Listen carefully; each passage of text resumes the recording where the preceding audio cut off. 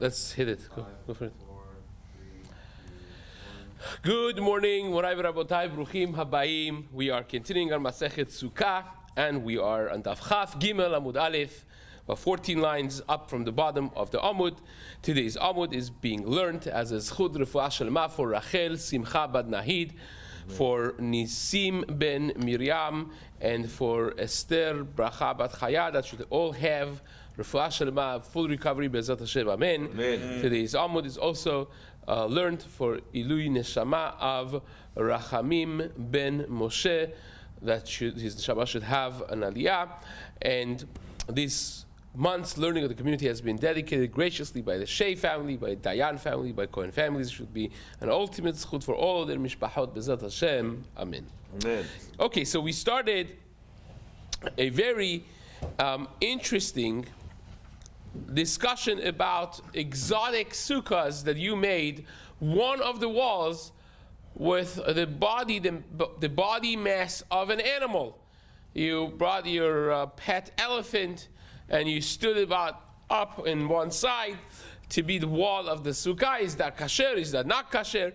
So we started the machloket Rabbi Yehuda and Rabbi Meir, that asa'al be'emad dofan lesukkah. Rabbi Meir posel, Rabbi Yehuda machshir. Rabbi Meir is the one that says a wall made by an animal is pasul, and he says Shaya Rabbi Meir Omer.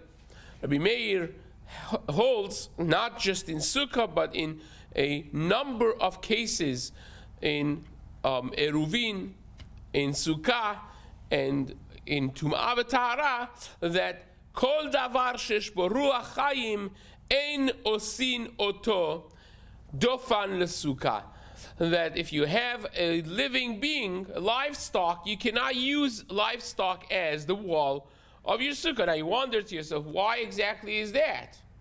Wall of the sukkah, as long as it's sturdy, not going anywhere, it is kasher. It doesn't have to be non-mekabel tumah. It doesn't have to have any of those requirements. So says the Gemara, it's going to be machloket Abaye and Rabbi Zera. Abaye Amar, this is where we're holding. My Tama, the line starts with my Tama, the Rabbi Meir. Abaye Amar Shema Tamut, Rabbi Zera Amar Shema Tivrach. Abaye is the one that says Rabbi Meir's reasoning why it is not kasher is because maybe the animal is going to die. You're in the middle of your meal and the animal is dead, and then you're eating outside of sukkah because the sukkah is pasul. And Rabbi Zera says no, it's not because of that. We're not necessarily concerned about death, but it may just run away. It's very hard to have an animal standing there steady. So therefore the problem is Shema Tivrach. Maybe it's going to run away. So it says Gemara, Bepil Kashur Kule Alma Lo Peligi De Inami Mayit Yesh Benivlato Asara. If you have an elephant which is tied down to the ground, then you're set to go. According to everybody, both Rabbi Zera and Abaye would be happy because according to Abaye, the problem is maybe it's going to die. Guess what happens if an elephant dies? Perfect. Still, the body mass is 10 tefachim from each side. You know, however you slice it, it's going to be fine. And Shema Tivrach, maybe it's going to run away. It's not going to run away because it's tied down. So if you have an elephant that's tied down, according to everyone, you've satisfied having a wall for the sukkah, you're good to go. Says the Gemara, Ki peligi, the machloket Rabbi Abaye and Rabbi Zera is bepil she'eno kashur, an elephant that is not tied down, you're using for exotic sukkah wall. So says the Gemara, lemanda mashema tamut lo chayshinan. The one that says maybe it's going to die, lo chayshinan, we're not concerned about that. Lemanda mar gezerah shema tivrach chayshinan. The one that says maybe it's going to run away, we are concerned. So says the Gemara, wait a second. So you're making it a machloket. The Abaye who says Shema Tamud is not concerned. Says, oh, that's a good wall. So live elephant, we're not concerned that maybe he's going to die. And Rabbi Zera says, no, still may run away because it's not tied down. That's what the Gemara is saying. Wait a second. Ulman Damar Gezerah Shema Tamud Nicho Shema Tivrach. So Abaye, who says the problem is maybe the elephant is going to die, and here somehow we're not concerned. But why is he not concerned about Shema Tivrach? What? Abaye holds that elephants are good boys and stay there for hours. If they see some food, some attractive something, and that's given that they're not going to be hungry enough to eat the schach of your sukkah, of course, right? But if they see something, they're just going to walk away. They're not going to stay there. They're not tied. So you can't have that. Ella, bepil sheno kashur kula alma lo peligi. An elephant that is not tied down, or for that matter, any animal that's not tied down, you don't have any machloket. Everybody agrees that you cannot have a wall of sukkah with an animal that's not tied down. Right? So if you're standing there scratching your head, what's going to be the third wall of your sukkah, and an animal comes and walks and stands right there, and say, it's kasher, not kasher. As long as the animal is not tied down, nobody agrees that the sukkah is kasher. Everyone holds that Shema Tivrach, maybe it's going to walk away, and therefore it's pasut. That's pasut. So therefore, the animal that you want to use, even if it's going to be kasher, for sure, we're talking about a case that the animal is tied down, they cannot run away. Ki peligi, bebehemak shura. Forget about elephants. Elephant is going to be good if it's tied down, because even if it dies, the body is big enough. But how about a regular animal? A cow, a calf, a sheep, a goat. That's the type of animal that you have. And it's tied down. So you have your calf, your cow, standing there, you tied it down, not going anywhere. Is that kasher now? Can that serve as the wall of my sukkah? Right? There's this guy a few years ago that he tried to make the most creative sukkah ever for everyone to come Chol HaMoed and see it, right? Every nook and cranny of the kulas in this is actually very interesting, because you needed the actual tour of the sukkah with explanation of this is good achit, the other one is good asik, this one is chavot rami, this one is this and is that. And he used, you looked at the sukkah, you would think this is for sure not kasher, right? Yeah, it's a combination of everything. So he would probably ask, can I also put a sheep over there as one of the walls, right? So that's the question. Can you have such a thing? Says the Gemara. If you have a be'emak shura, leman damar gzera talmud chashinan. According to Abaye, who says the problem is maybe the animal is going to die, so then chashinan, we're choshesh, we're concerned. Leman damar gzera shema tivrach lo chashinan. According to Rabbi Zera, that says the problem is maybe the animal is going to run away. Can he run away here? No, he's tied down. So then, so he'll come out. According to Abaye, it's pasul. According to Rav Zera, it's kasher. Wait a second. Is there any concern about Sar Bali Chaim? So we spoke about this yesterday. Yes. Sorry. We mentioned that the whole story of the hunting, right? We mentioned that anything that's for sorach mitzvah of human beings is not considered necessarily Sar Bali Chaim. We're not talking about a case in which you have other material and you just want to bother your animal. You have nothing else. You want to just sit in the sukkah for 5 minutes and eat your suda. Can you tie down your dear loyal cow there for 2 seconds until you finish your sandwich? So says the Gemara. This is a common problem. Of course, it's a common problem. Can you imagine? And in Chol HaMoed Sukkot, the shepherd is going grazing anywhere that he finds in lands that's hefker. Why, you think he's having a truck sukkah of Chabad dragging with him? He has to make a sukkah somewhere. So leaves you can find everywhere. But boards and beams and stones, you cannot necessarily. So if you got two and then now you want to, it would be the easiest thing. If you could tie 3 cows together and they'll be your sukkah, right? They can't go anywhere. It's like a wall around you, right? So says the Gemara. I think You still have to deal with other elements. You're not done with this. How do they have elephants over? Because this was in Bavel, and weren't like Well, probably they took some of the Greek army left some of their elephants from the time of Antiochus there. The interesting, actually, there's a whole thing. If the Tanaim or Amoraim, or it's Baalei Tosafot at least, over there was more prevalent in the area of Eretz Yisrael. In Europe, was not something relevant. Many of the Baalei Tosafot may or may not have seen some of these exotic animals that their habitat does not spread far. So, be that as it may, says the Gemara, the first line over here, first white line, Ulman Amar Gezerah Shema Tivrach Necho Shema Tamut. Why can't I ask the reverse question? According to Rabbi Zera, that the problem is maybe the animal is going to run away. Why aren't you concerned about maybe the animal is going to drop dead? Right? Right, he's going to die. So it says the Gemara, no, Mitalo Shechicha. Death is not common enough. Animals don't just drop dead, often enough that we're going to be concerned that it's going to just drop dead. It's not like that. This is fine. But how about the area? If you have a cow standing up, right, the area between the hands and the legs is wide enough, right, and it's tall enough. So what do you do with that? So that's not a problem, because you could cover that. But dafna, you have some small pieces of reeds you stick inside. There's some small branches from the trees around. You stick it in there. It's small, things that are you could find easily around, and you could cover the area. Fine, says the Gemara. Dilma rava. Maybe the animal is just going to decide that he's stood for long enough and he's going to sit down.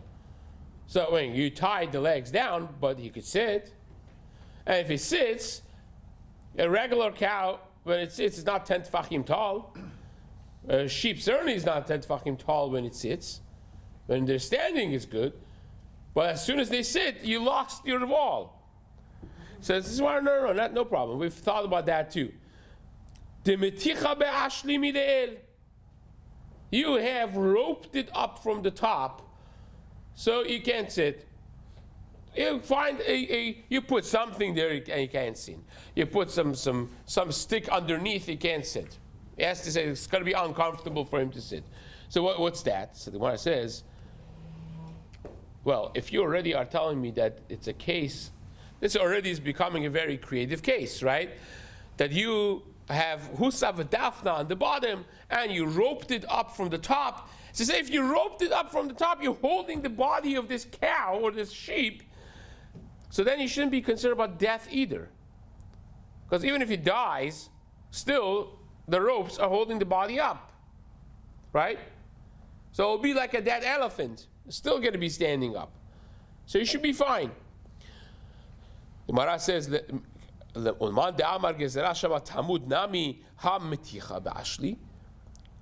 if you're already talking about a scenario in which you are holding it up with ropes, even if it dies, it should be fine. The Gemara says no. Zimnin, it's very different. When an animal dies, the whole body kind of like kvetches down, and because it's not falling, because of the ropes that are holding it up, you may not realize that it has become lower in height. And oftentimes, when you have a quasi sukkah like this, that the shepherd is making somewhere out in the wilderness, the whole sukkah is minimum. It's a very minimalistic sukkah, right? So the whole thing is 10 tefachim high, and the way you used it is the sheep that's standing there is 7 tefachim tall, and you have less than 3 tefachim. You're using lavud up there, right? But you have lavud only if the sheep's standing straight. If the sheep dies, and now the body is kvetching a little bit, it's is coming a little lower, you could end up not having lavud anymore because it was 2.9 tfachim, now it's 3.1 tfachim, and you lost your lavud, the whole wall is not worth anything. So therefore, the Gemara is trying to ask a questioning line to see if this is a solid thing. But at the end of the day, we end up with a machloket as follows, right? Trim all the distractions, and you have a machloket, according to Abaye, that Rabbi Meir and Rabbi Yehuda, who disagree about a livestock being a wall of a sukkah, works like this. Rabbi Meir says you cannot have livestock as the wall of your sukkah. Rabbi Yehuda says you can, no problem. And Abaye says the reason of Rabbi Meir that you can't use livestock is because, help me, Shema Tamut. Maybe the animal is going to die, right?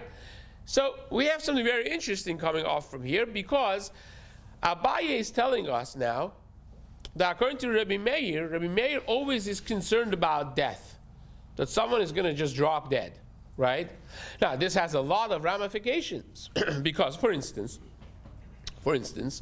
if a Kohen's wife is eating terumah just because she's a wife of a Kohen, right? A Bat Israel, a regular Jewish girl who's not a Kohen, her father's not a Kohen, cannot eat terumah. If a Zar eats terumah, you're chayav mita, b'da shamayim, right? But she marries a Kohen, now she eats terumah because she's his wife. How about if the husband goes on a trip? She still continues eating terumah at home until she comes back. She has no idea what has happened with her husband. She doesn't know where she is, no cell phones. So if you're concerned that he died, the moment he dies, she can no longer eat terumah. So are we worried about him dying? If we are, then she should not be eating terumah. That's one case. The wife of Kohen Gadol, on the night of Yom Kippur, right?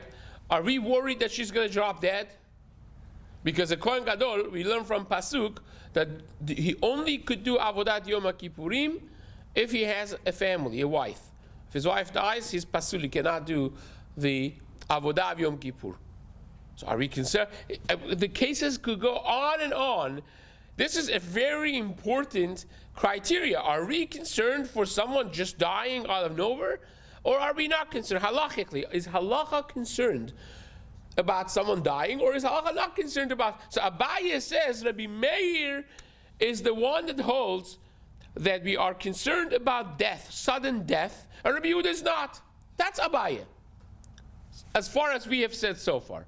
Now the Gemara is going to challenge this, and we're going to go back and forth twice.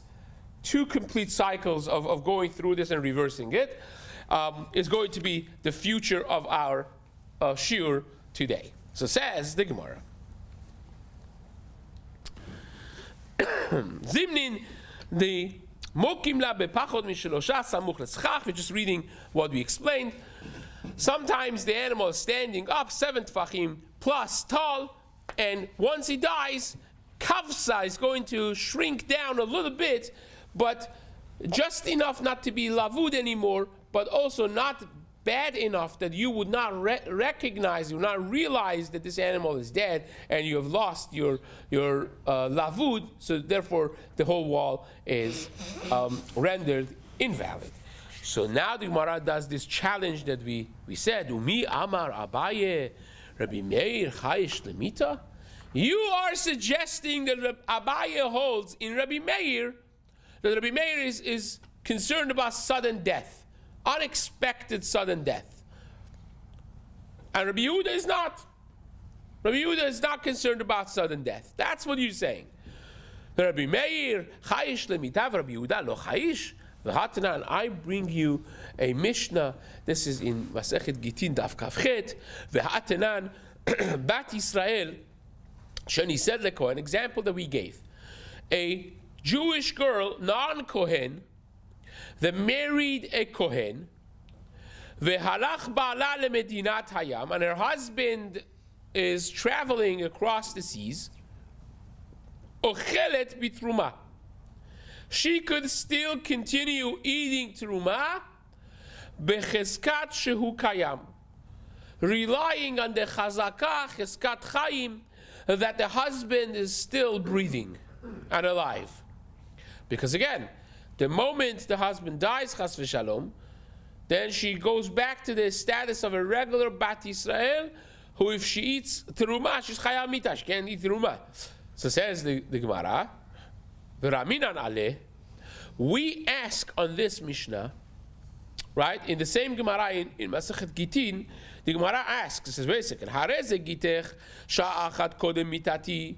If a husband gives a conditional get to his wife, and he says to her, this shall be your get an hour before I die. Now, why would a sane person do that, by the way? Why would a person do that? The person, so let's give you a scenario.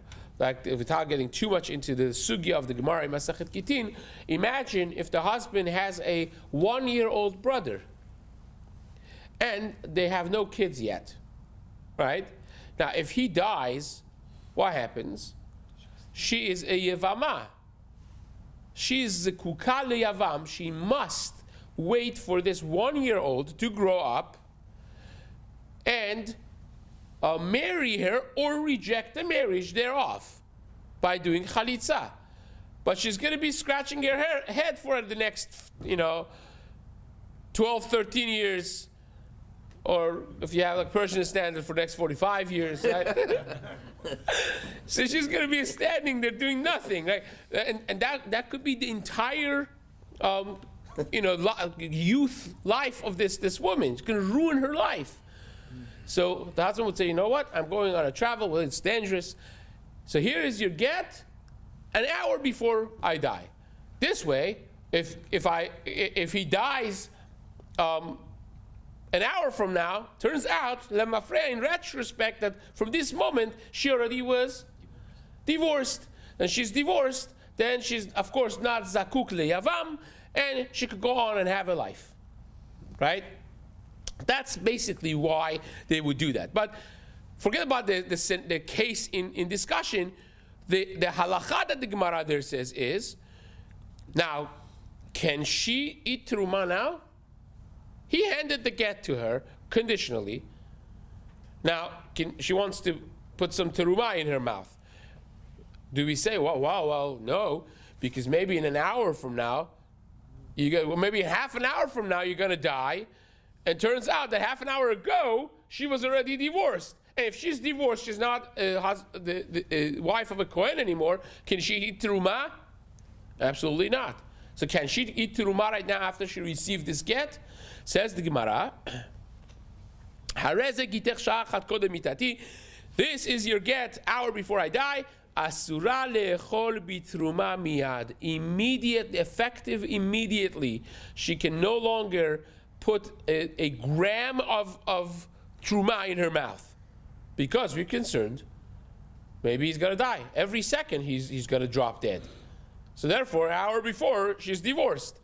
So she's effectively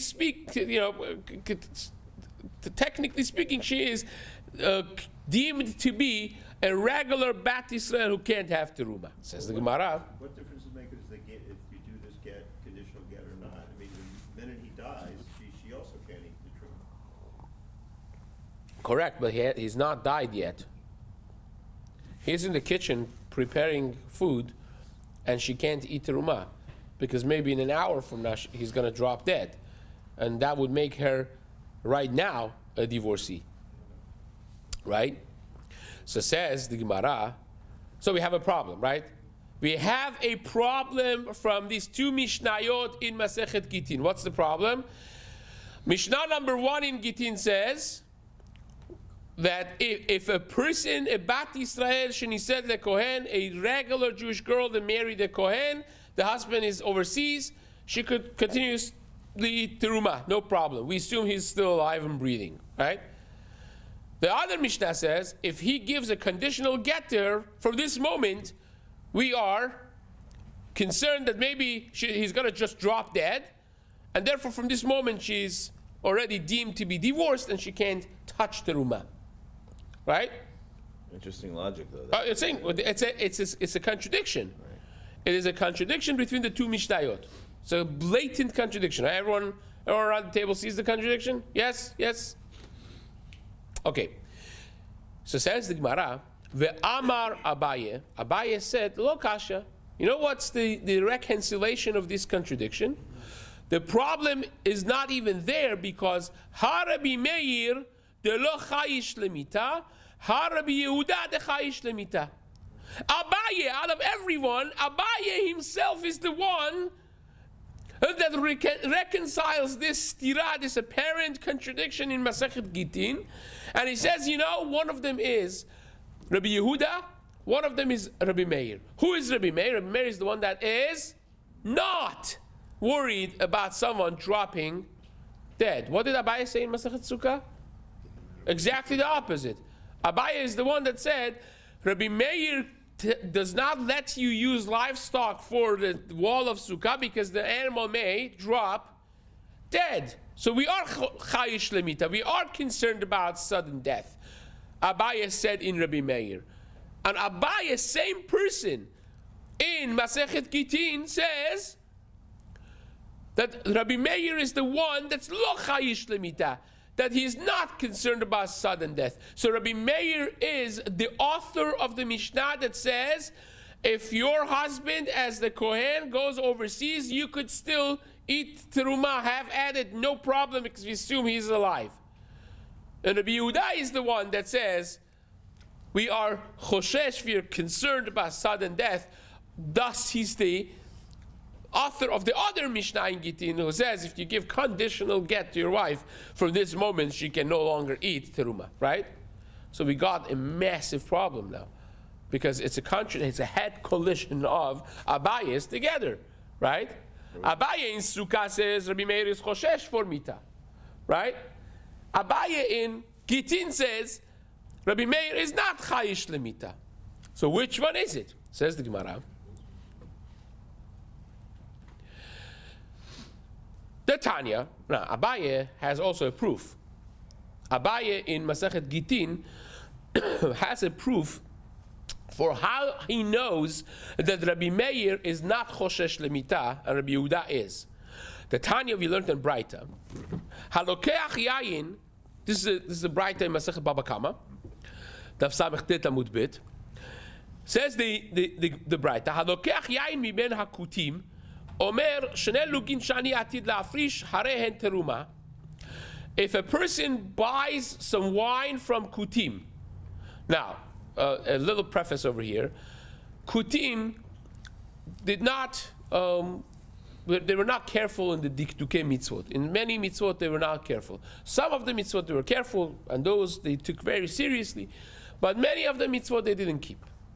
Right? At some point, David HaMelech actually made a gezerah on certain communities within the Jewish people. But Kutim is a different story. They were gerei arayot, and then it turned out that they were still doing avodah zarah, an image of a statue of a yonah, of a bird on top of a mountain. So basically we distanced ourselves from them, and they have their own laws and regulations. A regular amaretz, a regular ignorant Jew, mideoraita, they do take tithes from their thing, but midrabanan, we don't rely on it.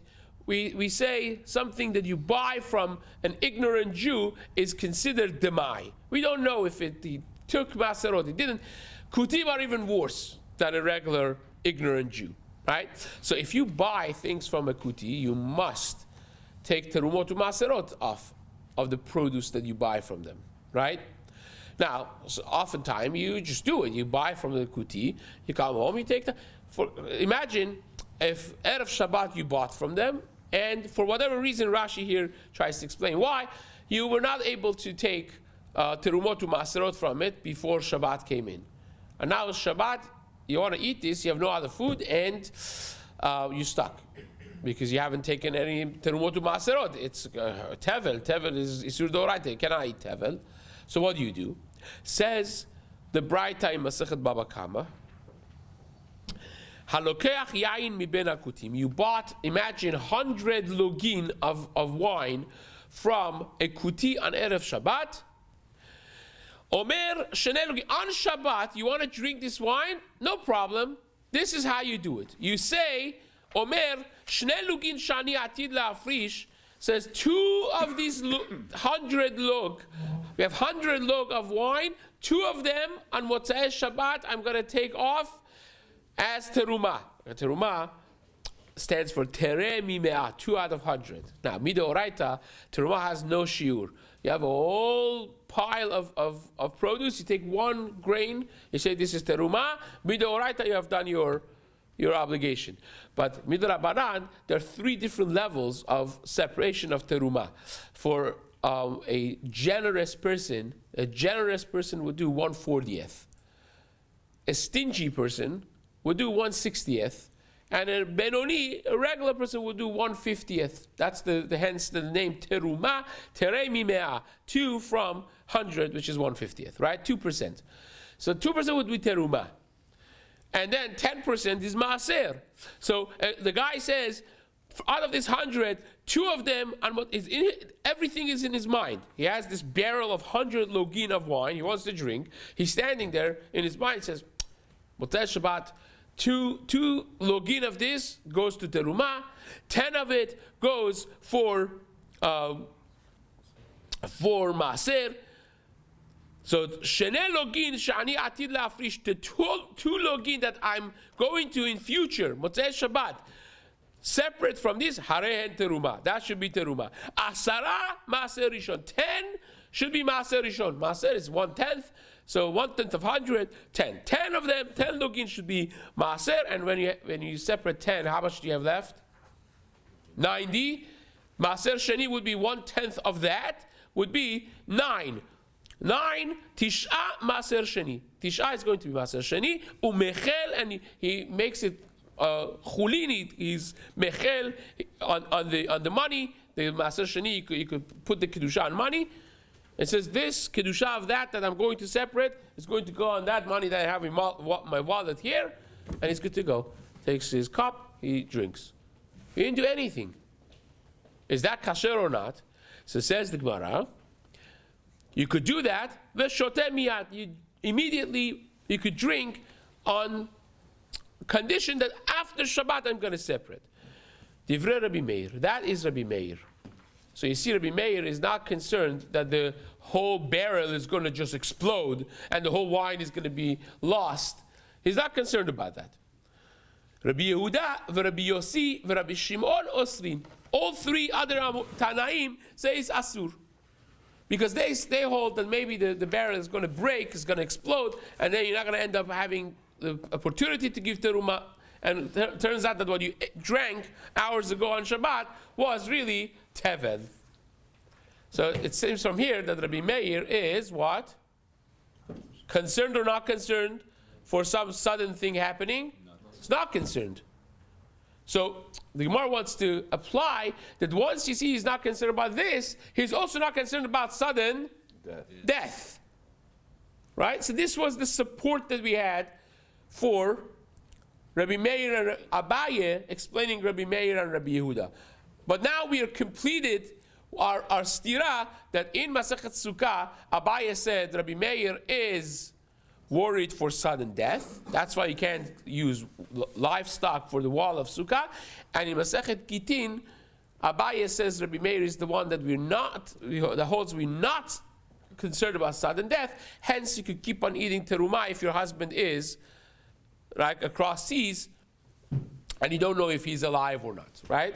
This is the stira, the contradiction that we have right now. And the Gemara says, no problem.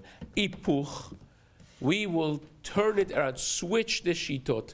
What we said 6 lines up from the bottom of Chaf Gimel Amud Bet, that Abaye says, Lo kash yahar Rabbi Meir de lo chayish lemita. Say it the other way around. Rabbi Meir is the one that is chayish lemita, that is concerned about death. And Rabbi Yehuda is the one that's not concerned about death. And what's my proof? None other than our own Mishnah in our Gemara in Masechet Sukkah over here, that Rabbi Meir does not allow livestock because he's chayish lemita, he's concerned about sudden death, and therefore the 2 Mishnayot that we had in Masechet Gitin that were contradicting each other, you know which one is Rabbi Meir? The one that says if you gave a get, conditional get, to your wife, you can no longer eat teruma, even though that he's standing there, laughing at your face. Still, he may just drop dead 2 minutes from now. That's Rabbi Meir. And the other one is Rabbi Yehuda. right? So that's how the Gemara answers this whole thing. We are left with one question only. The question is, we wanted to equate the barrel popping together with a person popping and dropping dead, right?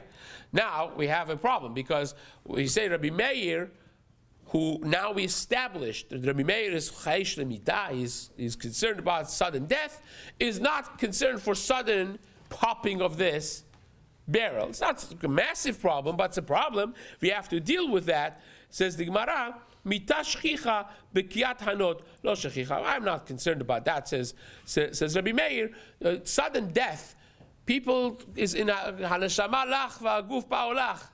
HaKadosh Baruch Hu controls death. Malach HaMavet is not shy, right? And it doesn't get bribes from anybody. But for the note, if you put it in a clean room, no kids are playing around. Not, things you normally don't just pop. And that's very much more rare than a person dropping dead. So therefore, Rabbi Meir says, I am concerned about a person dropping dead, but I'm not concerned about a barrel of wine just popping away. And that is the maskana of